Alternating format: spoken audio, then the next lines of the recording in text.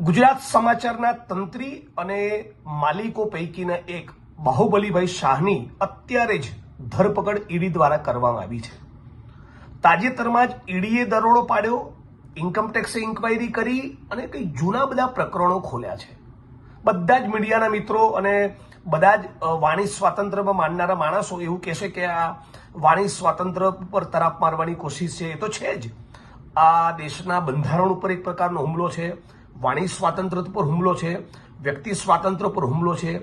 Freedom જે મીડિયાને એક સ્વાભાવિક રીતે જ મળવી જોઈએ, એક લોકતંત્રના ચોથા પ્રહરી તરીકે સવાલ પૂછવાની, આકરા સવાલ પૂછવાની એ સ્વતંત્રતા જે છે મીડિયાની, એની ઉપર તરાપ છે। પણ એનાથી વિશેષ હું કહેવા માંગુ છું કે ગુજરાત સમાચાર એ છેલ્લા 25 વર્ષથી એ નરેન્દ્ર મોદી, અમિત શાહ, RSS અને બીજેપીને સહેજ પણ ગાંઠ્યું નથી। નરેન્દ્રભાઈ ઉપર ગુજરાતની જનતાએ, દેશની જનતાએ ગમે તેટલા ફૂલડા વેર્યા હોય, પણ મગનું નામ મરી પાડીને રાત દિવસ પાને પાને એક સ્ટોરીમાં એન્ટી એસ્ટાબ્લિશમેન્ટ એલિમેન્ટ સાથે કોઈએ લખ્યું હોય સાતત્યપૂર્વક, એ ફક્ત ગુજરાત સમાચાર છે।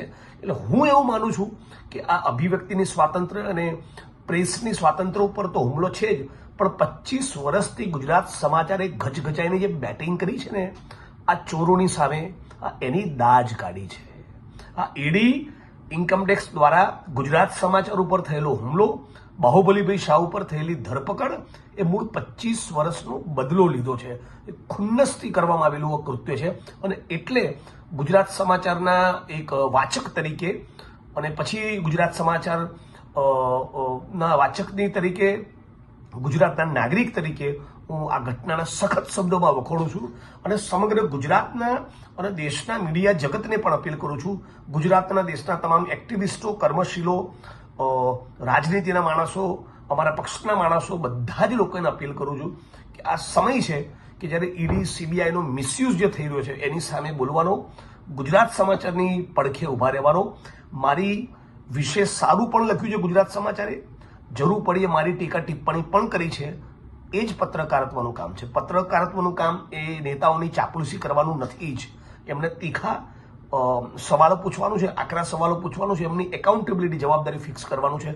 આ કામ ગુજરાત સમાચારે કર્યું છે અને જે ઈડી, CBI, ઇન્કમટેક્સના માણસો છે અને ભારતીય જનતા પાર્ટીના માણસો જેમના ઇશારે આખું ષડયંત્ર રચવામાં આવ્યું, એમને ખબર નથી ગુજરાત સમાચારે ગઈકાલે જે લખ્યું છે, આવતીકાલ સવારનું છાપું તમારા હાથમાં લેજો, એ એવું જ લખશે, એની ધાર જવાની નથી।